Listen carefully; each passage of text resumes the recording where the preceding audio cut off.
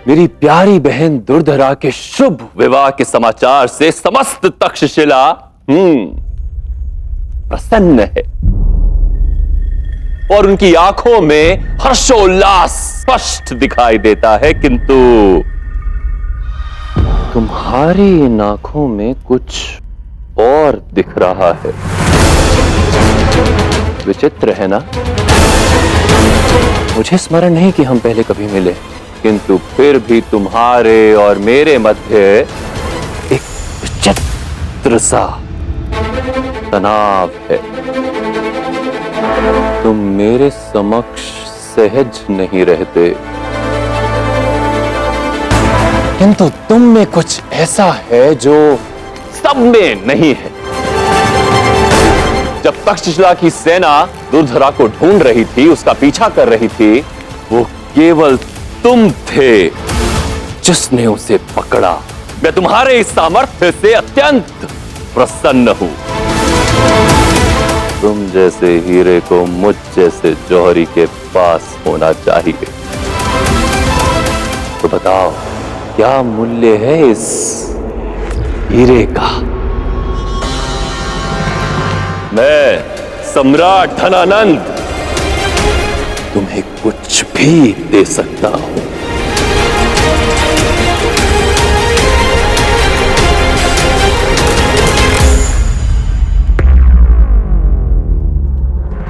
आपके प्रस्ताव के लिए बहुत बहुत धन्यवाद सम्राट, किंतु संसार में सब कुछ खरीदा नहीं जा सकता, जैसे कि स्वामी भक्ति। और जिसके प्रति मेरी निष्ठा और स्वामी भक्ति है वो अटल है। इसलिए यदि आपने मुझे किसी भी प्रकार से अपने अधीन कर भी लिया, तो कहीं यह हीरा आपके लिए शूल ना बन जाए।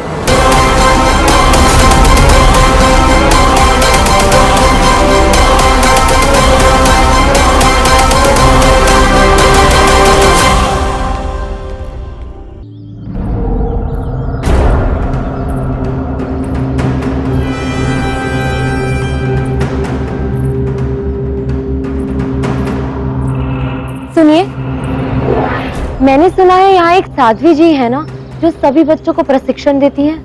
वो कहाँ है? साध्वी जी के आने और जाने का ज्ञान तो यहाँ किसी को नहीं है। मूरा, पता नहीं क्यों मुझे ऐसा लग रहा है कि वो साध्वी तुम ही हो, किंतु तुम हो कहाँ? अवश्य ही ये यहाँ मुझसे मिलने आई है। इससे पूर्व कि ये मुझे देख ले, मुझे यहाँ से निकलना होगा। साध्वी जी,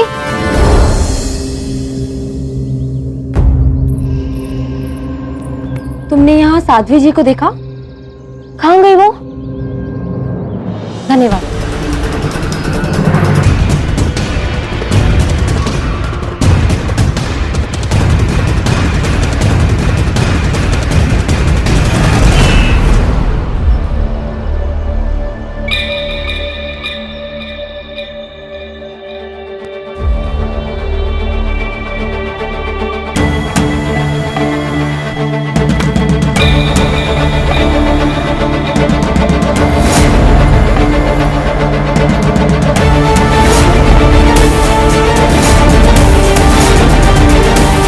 तुम्हें ढूंढने में बड़ी कठिनाई हुई, किंतु तुम्हें ढूंढकर बड़ी प्रसन्नता है, महारानी मूरा।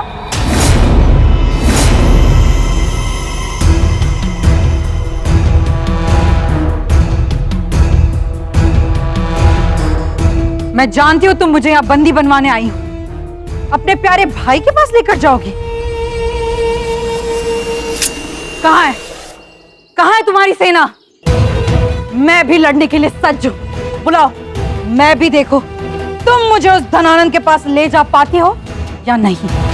आप मुझे गलत समझ रही हैं। केवल एक बार मेरे साथ चलिए, एक बार। मैं तुम्हारे जाल में आने वाली नहीं, राजकुमारी दुर्धरा। तो ठीक है, काट दीजिए मेरा गला, मार दीजिए मुझे। यहाँ कोई नहीं है, किसी को कुछ पता नहीं चलेगा। मार दीजिए मुझे, मार दीजिए मुझे।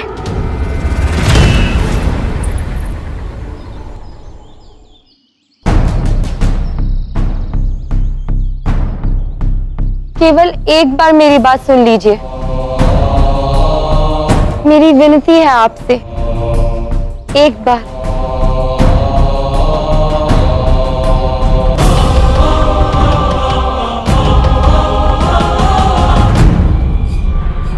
मैं जानती हूं कि आज तक इस धरती ने मेरे भाई जैसा क्रूर और पापी खलनायक नहीं देखा, और मैं उसकी बहन हूं।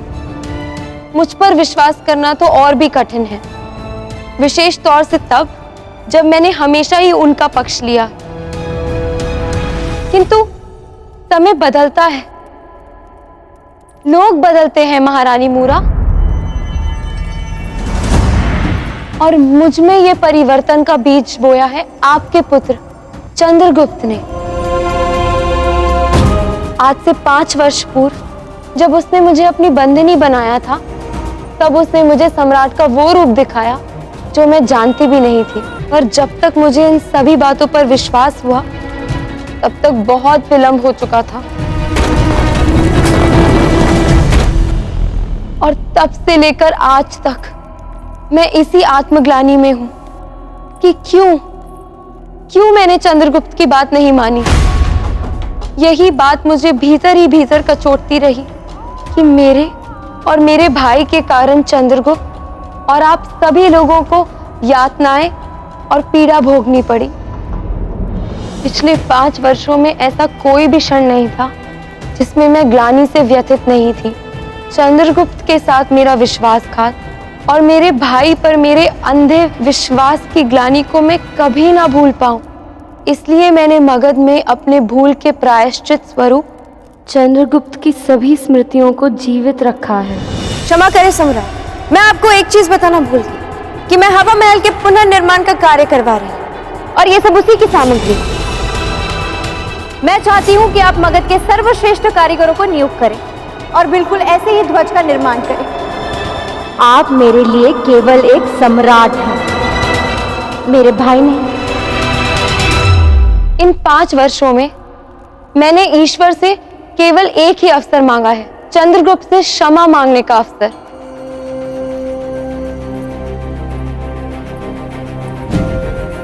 मैं केवल एक बार उससे मिलना चाहती हूँ और उससे क्षमा मांगना चाहती हूँ, अपनी बीती भूलों को सुधारना चाहती हूँ। मुझे लगा था कि मुझे ये अवसर फिर कभी प्राप्त नहीं होगा, पर उस दिन जब मैंने आपको देखा, उस दिन मुझे विश्वास हो गया कि भगवान ने मेरी झोली में ये अवसर फिर से डाल दिया है। मेरा विश्वास कीजिए, यदि आप मुझसे कहेंगे तो इसके पश्चात मैं आपके सामने फिर कभी नहीं आऊंगी।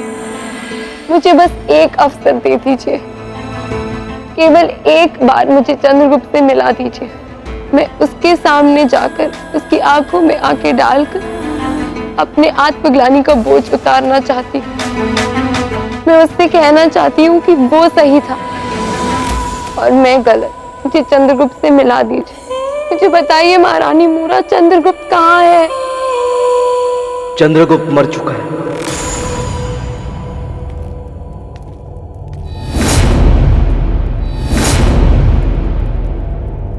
क्या? हाँ, मर चुका है चंद्र, अपनी आंखों से देखा।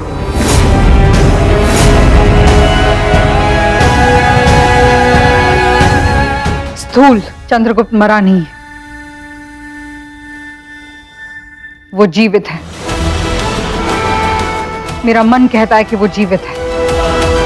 5 वर्ष पूर्व जो उसने मुझे वचन दिया था, वो चंद्रगुप्त अवश्य पूर्ण करेगा। मेरा पुत्र मेरे पास अवश्य लौटेगा।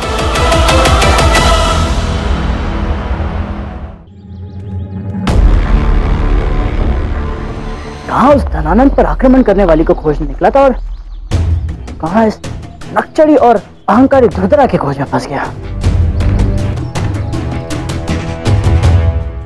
भाई का विश्वास कि उनका पुत्र अवश्य आएगा अपनी जगह है,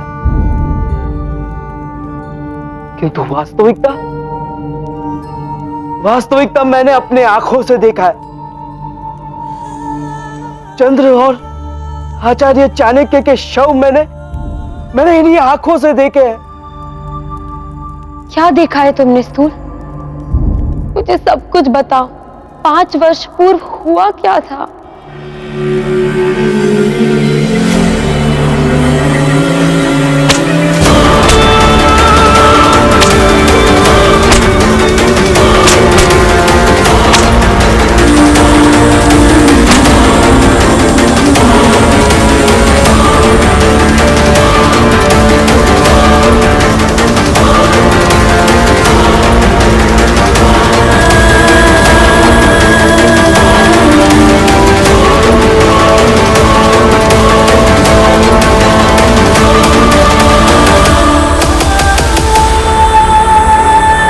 तुम्हारी बात सुनकर मुझे महारानी मूरा के विश्वास पर भी पूर्ण विश्वास है। चंद्रगुप्त जीवित है। क्या? हाँ स्थूल, सोचो, यदि वो मर गए होते तो उनके शव तक्षशिला के महल से इतने दूर राज्य के बाहर क्यों ले जाए गए होते? राज्य में भी तो एक शमशान घाट है। अवश्य तुम्हें अधूरा सत्य पता है। राजकुमारी, आप व्यर्थ ही माई की आशा पुनः भरा रही है। मेरी आशा कभी मरी ही नहीं थी स्थूलभद्र। गत 5 वर्षों में मैंने एक क्षण के लिए भी ऐसा नहीं सोचा था कि मेरा चंद्रगुप्त, मेरा पुत्र, मर चुका है। मेरे विचार से इस संदर्भ में अंबी कुमार को अवश्य कुछ पता होगा। मैं उनसे पता लगा लूंगी कि आखिर उस दिन आचार्य चाणक्य और चंद्रगुप्त के साथ हुआ क्या था।